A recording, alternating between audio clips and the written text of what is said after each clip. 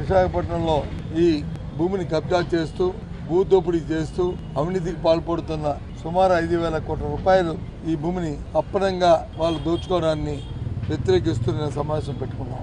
దాని పూర్వపరాలు కూడా ఇప్పుడు మా రాజుగారు చెప్పారు. ఈ 54 ఎకరాలు 79 సెంట్లని రేపు ఎల్లుండి 35 కౌన్సిల్లో జరగబోతున్న కౌన్సిల్ సమావేశంలో ఎజెండాలో 15 అంశంగా పెట్టడం ఇది చాలా దుర్మార్గమైన చర్య.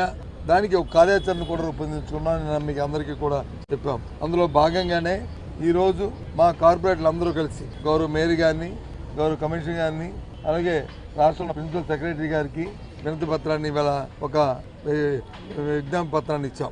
దయచేసి ఈ భూదోపిడిని ఆపండి.